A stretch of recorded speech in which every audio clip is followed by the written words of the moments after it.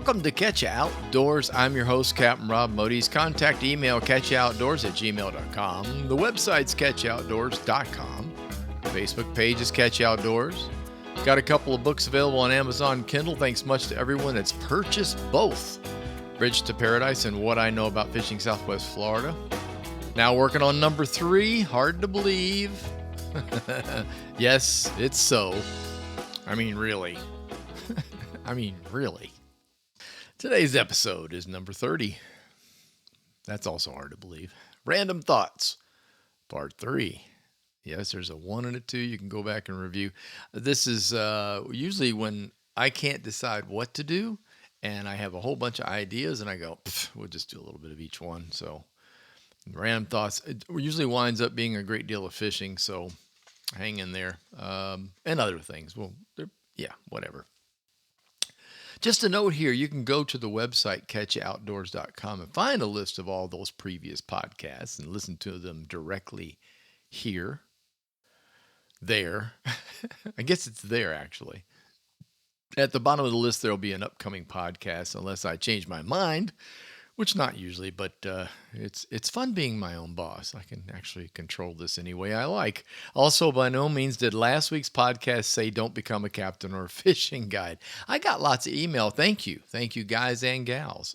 It actually said it's tough to get that job and even tougher to do it successfully. And I got that point across to a good many, all but just a couple were like, what? It's okay. It's okay, man. It's okay. It was pointed out to me via a couple of notes from other guide friends. I didn't mention the value of advertising and the cost. And they were absolutely right. Sometimes the most expensive thing you can do to drive business to a new business especially is advertising. And advertising is not cheap.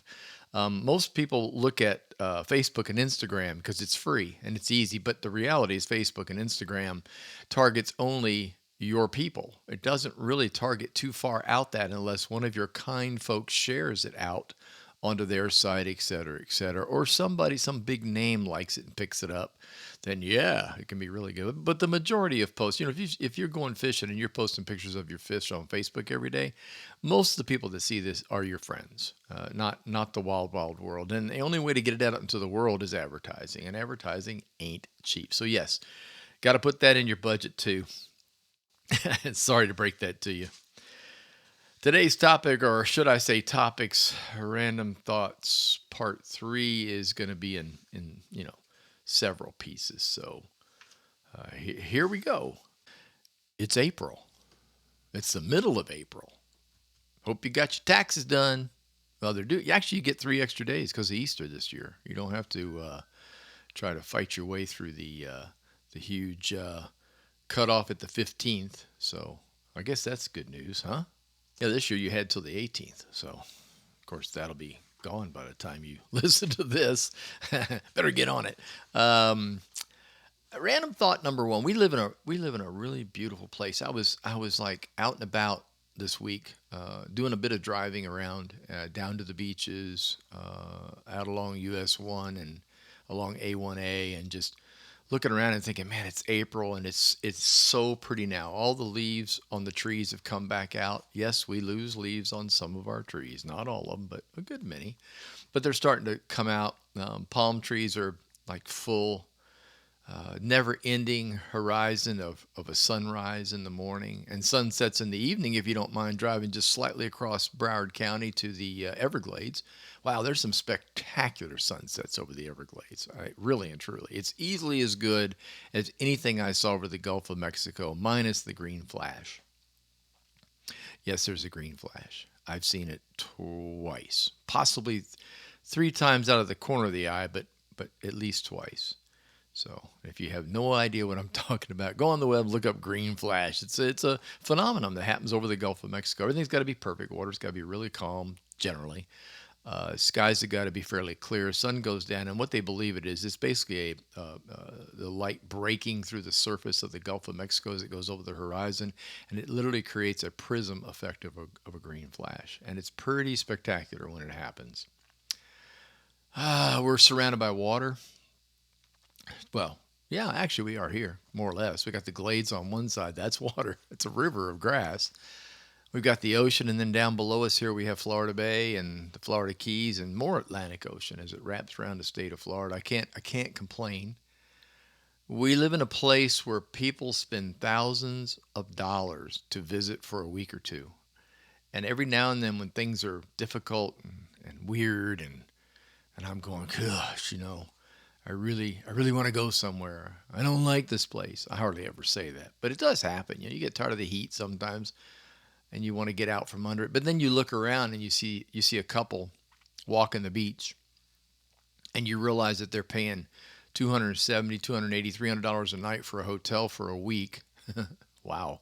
And airfare and transportation and car and all the and I'm like and meals. I'm like, wow, man, we live here. I can walk down to the beach anytime I want to and hang out on the beach. Lay out there half a day and read a book if I want. Go fishing along the beach. Snooker running. Atlantic Ocean snooker running, baby. Yeah, those are fun. Water warmed up. Water bumped right up close to 80 finally. I don't swim till 86, but it's getting close. And other stuff starts running. Pompano Run, Tarpon come down the coastline. We're going to get a big thing called the Mullet Run, and that'll be a lot of fun. But April is just this huge, this change thing. And for me personally, it's kind of a time that I stop and do what I call looking around. I recommend people with boats do that. I've written stories where we all just forget to look around. You need to do that because we live in an absolutely beautiful place.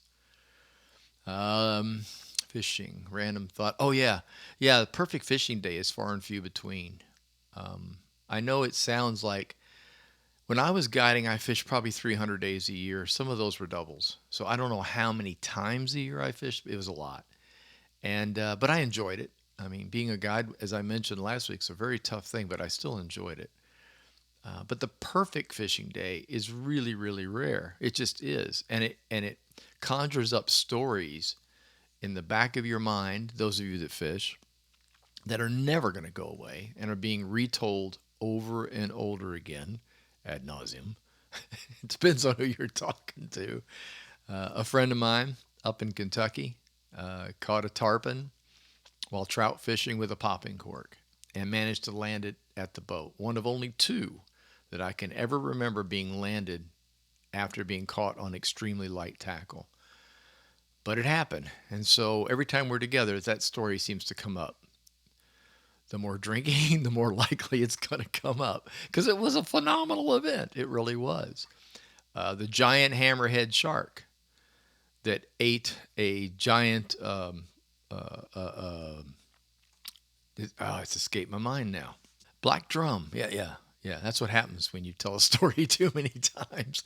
I had a kid with a black drum on, nice black drum. Going to estimate it at 30 pounds, 35 pounds. I mean, he was really struggling. He was on the bow. The kid was about 10, 11 years old.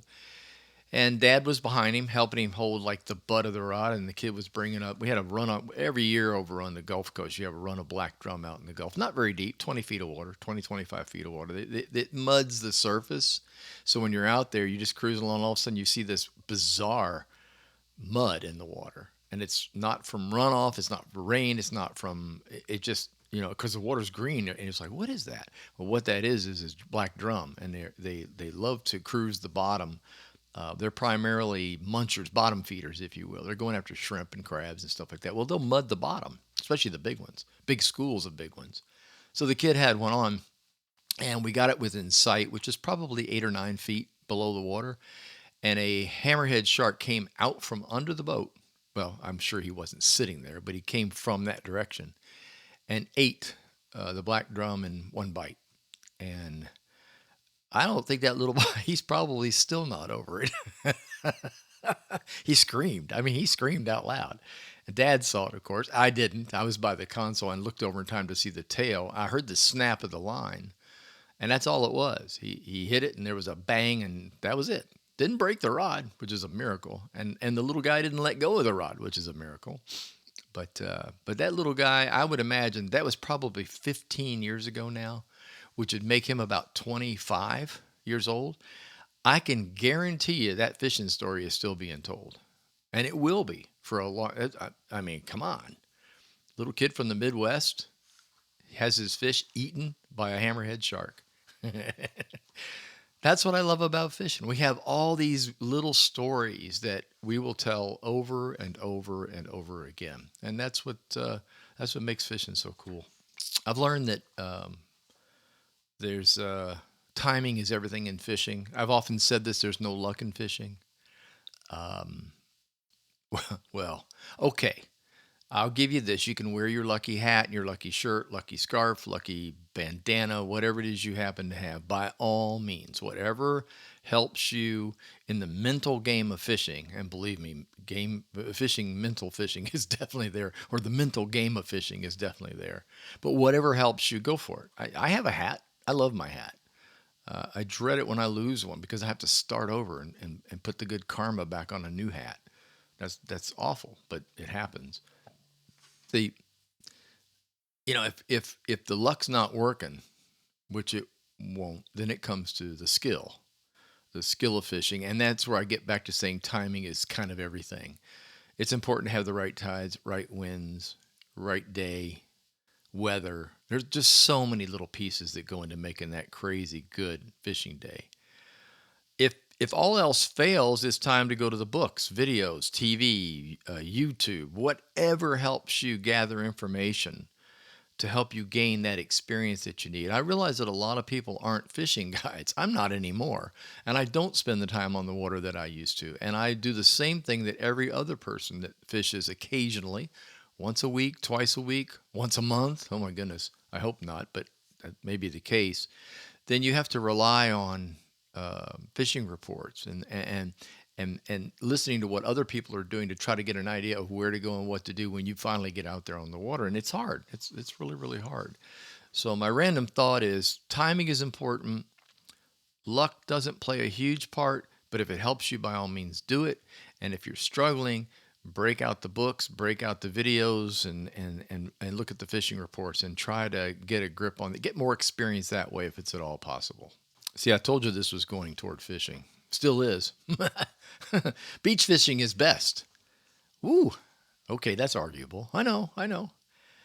But in my experience of growing up in Florida, growing up in Clearwater on a beach, yes, beach fishing is best. It's by far and away the easiest. You go to the beach, you get out of the car, jeep, bicycle, whatever, and you go right out to the beach and you start fishing. No big deal. It really isn't. You can carry a ton of gear if you want to, but I don't recommend it. Probably the second easiest fishing is off a pier. However, you have all the pier people. So there are days when it's like weekdays are pretty calm, but you try to go on a Saturday or Sunday, it's a whole nother ball game. So, but I like beaches. I still think it's best. I really do. The second best in my book is kayak fishing. Um, I love fishing from a kayak. I didn't think I would enjoy it as much as I do, but I really do. Kayak is low impact. Your butt's on the water, so you have a very low profile, much lower than you do at a beach, for example. Um, you surprise a lot of fish that way. You'll come up on a fish that's just laying on the bottom, just chilling, and there you are, and you'll either blow him out and spook him, or you actually make a cast to the fish and catch it. But I love kayaking, so I make that a second. Having a boat's a good thing. Can't say it's not. I don't want to ever do it again. Really, I don't. But boating is fine. I mean, there's an awful lot of cost associated with boats. If you live in a place where you can have one in your backyard, that's awesome. You know, you got a lift in the backyard. You can put a boat right behind the house. Oh my goodness! If that were the case for me, I can be honest with you, you'd never see me except for the price of fuel. But I'd be gone a lot, even if it was just going out for cocktails on the water in the evening to watch the sun go down. I would certainly be there. Random thought number, whatever it is now, three or four.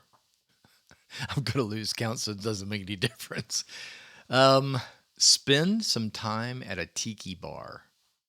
Yep, a tiki bar on the beach, preferably. Do it.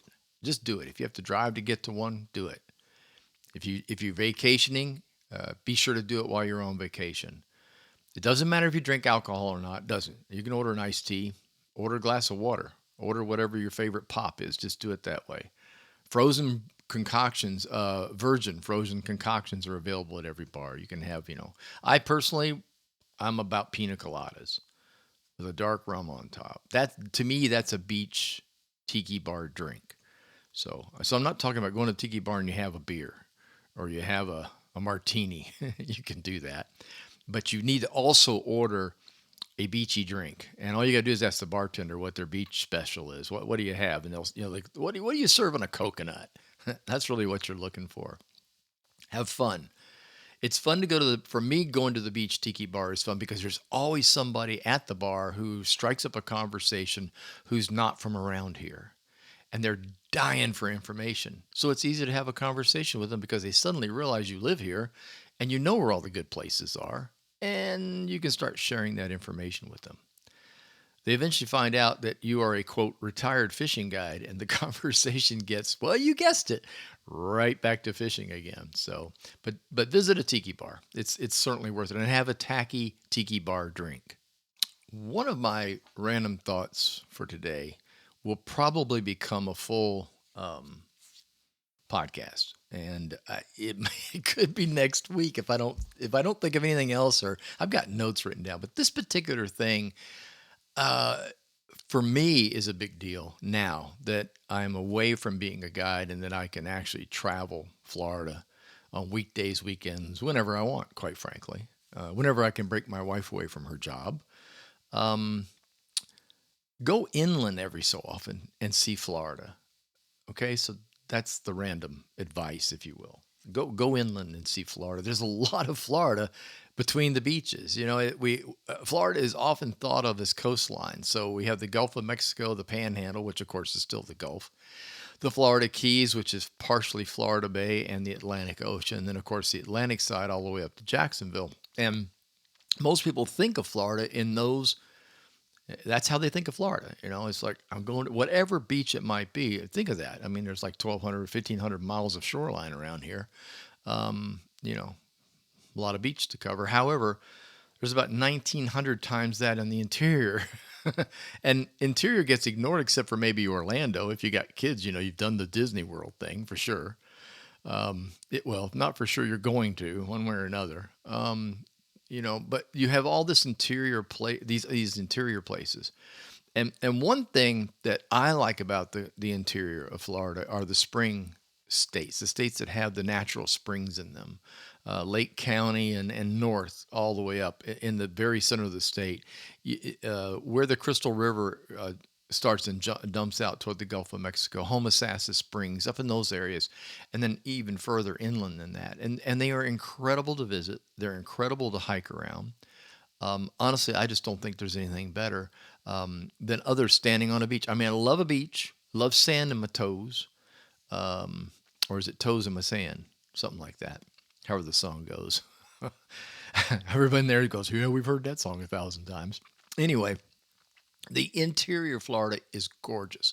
As you move north, the fauna changes. You have huge giant oaks and Spanish moss and things like that on the interior sides. And you actually have real, honest to God, hills.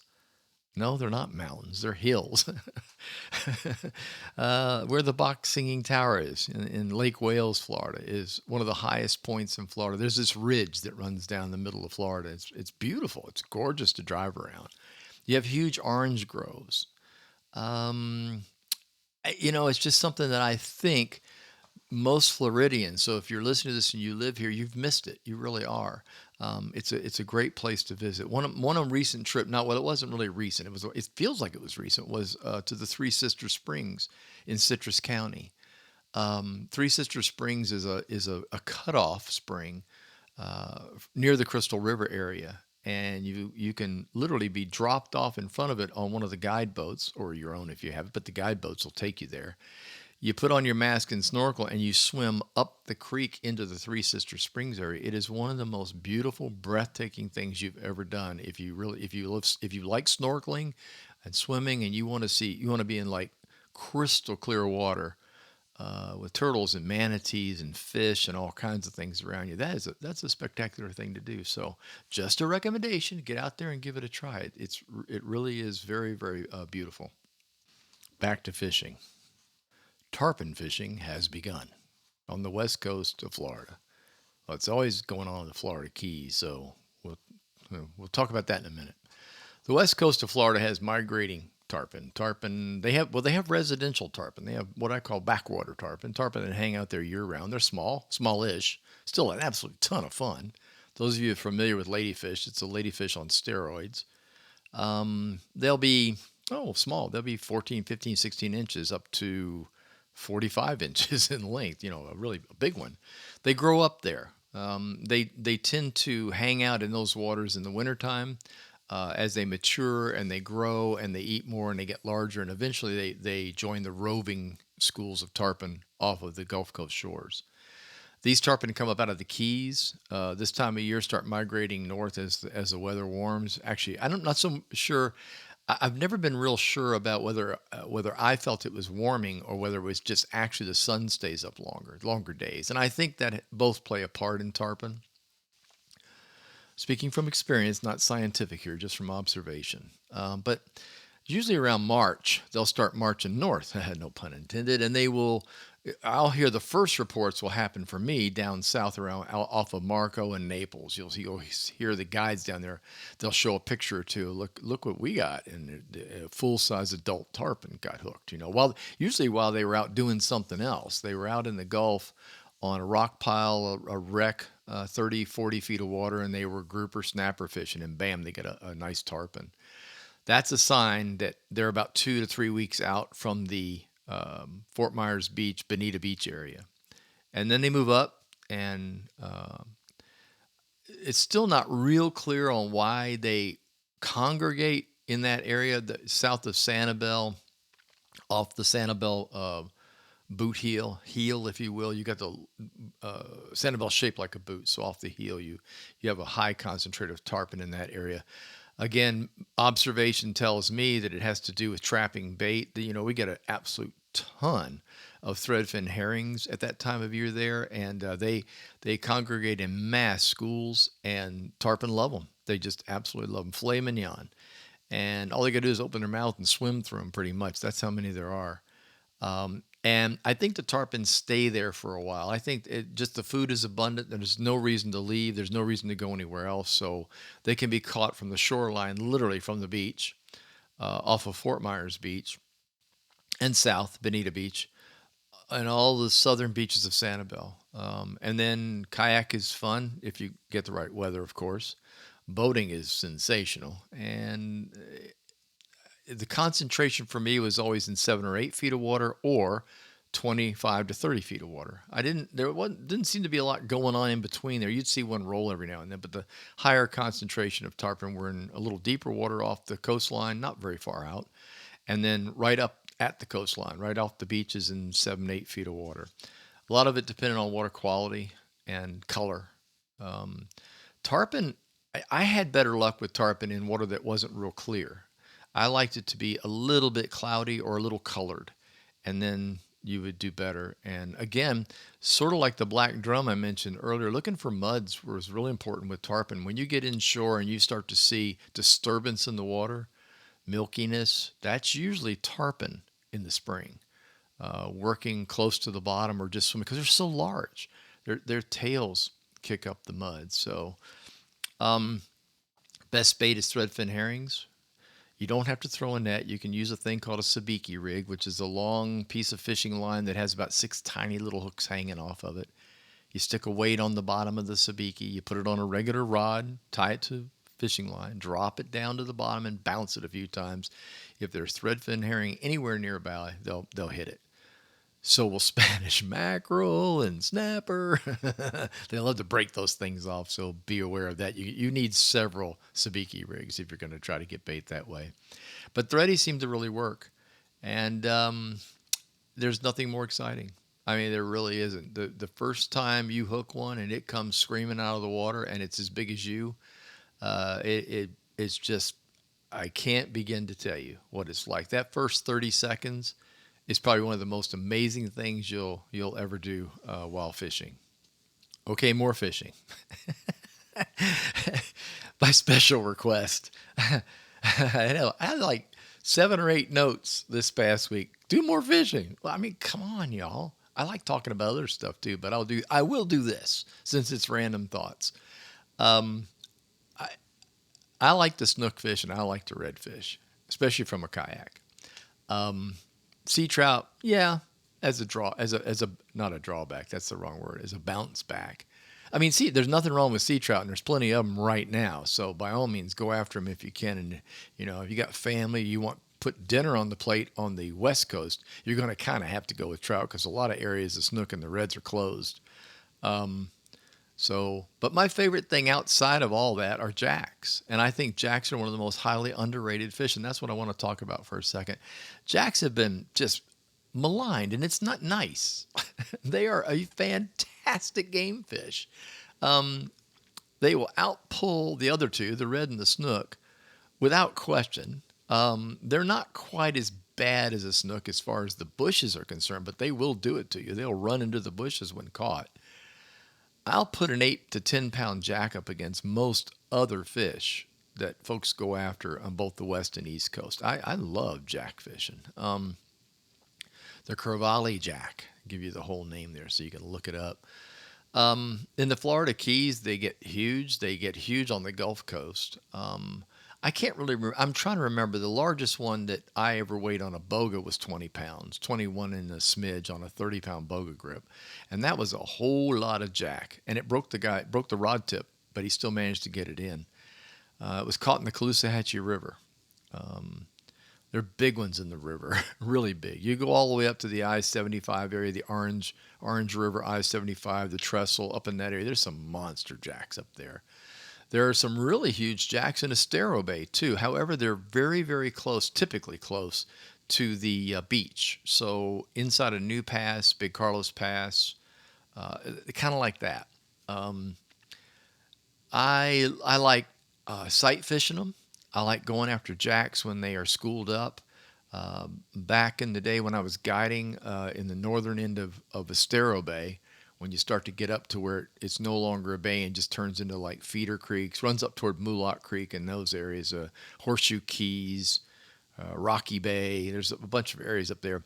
The flats up there are broad. They're about 2 feet deep with good water. They can be as skinny as a foot or less when at a low tide. The jacks come up in there in schools of, I don't know, 15 to 30 fish easily, sometimes more. And they cruise those flats looking for fish, for bait. And when they find it, they explode all over it.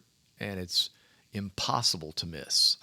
First of all, the water's busting out in front of you somewhere. You look out and you see, whoa, what is that? Looks like somebody turned on a Mixmaster. And then above them, you see birds. You'll see the terns, which are the white gull-like birds, and then you'll see the ospreys working even higher than that. So it draws the birds. Sometimes it'll draw a dolphin in. You'll see dolphin finning on the outside edge of the flat, waiting for those big jacks to drive the fish to them. One of the best things about jacks is you don't need any fancy tackle. I like to throw soft plastics, something that was shaped like a little fish, on a jig head. You need a little weight because you got to have some distance in some cases, and you toss it out.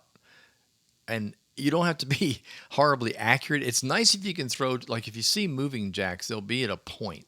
You'll see like a giant triangle going through the water. So there's a tip of the point. That's usually, honestly, that's the biggest ones. That's the one all the other jacks are following, is the Big Daddy.